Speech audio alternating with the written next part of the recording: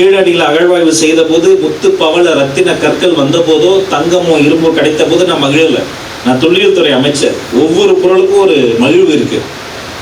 கல் கருவி கிடைச்சது வைங்களா, அது கற்காலம். அப்ப எந்த டெக்னாலஜி கிடையாது. கல்லை வச்சு வேட்டையாடி விளையாடி வாழ்ந்துகிட்டோம். ஒரே இலக்கணம் தெரியுமா, எனக்கு இரையாகணும், நான் இரையாக கூடாது, அவ்வளவுதான்.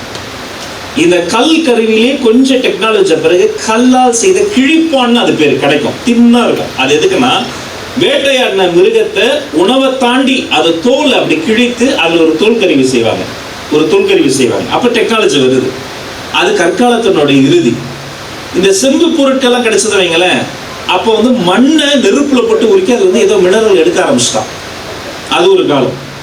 இரும்பு பொருள் கிடைத்தால் ஒரு மகிழ்ச்சி வரும் பாருங்க. ஏன்னா ஒரு இரும்பை உருக்கி எடுக்க சற்றப்போ 1300 டிகிரி செல்சியஸ் வெப்பம் வேணும். இப்ப யோசிச்சு பாருங்க, என் தம்பி தங்கச்சிகளாம் இருக்கிறீங்க, போய் இந்த மண்ணை உங்க கையில கொடுக்குறேன், இருமணி உருக்கிட்டு வருவியா? 1300 டிகிரி செல்சியஸ் வெப்பத்துக்கு என்ன பண்ணுவீங்க? மனிதன் யோசித்தார், அதை உருக்கினார், அந்த இரும்பை வளைத்து ஹார்னஸிங் தி அயன் கருவிகளை உருவாக்கினார். பகடைக்காய் கிடைக்கும். பகடைக்காய் என்னப்பா, தாயபாச மாதிரி தானே, அதுல என்ன?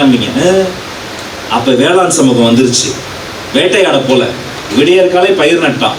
நிறைய நேரம் இருந்தது, பொழுது இருந்தது. அந்த பொழுதை கழிப்பதற்காக அதுல ஒரு கணக்கை கொண்டு பகடை விளையாண்டாங்க. அப்ப வேட்டை சமூகம் வேளாண் சமூகம் மாறிடுச்சு. இந்த ஒவ்வொரு பொருள் கிடைப்பதற்கும் மண்ணின் தன்மையும் நிறமும் மாறும்.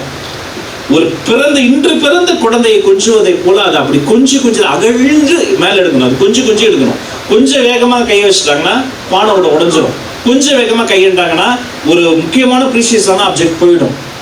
இவ்வளவும் கிடைச்சப்ப நான் மகிழ்ல எப்ப திரும்ப சந்தோஷப்பட்டேன். சற்றப்ப 2500 ஆண்டுகளுக்கு முன்பே தமிழில் எழுதப்பட்ட ஒரு பானை துண்டு கிடைத்த போது, அன்றே தமிழருக்கு எழுத தெரியும் என்று நினைத்த போது நான் மகிழ்ந்தேன்.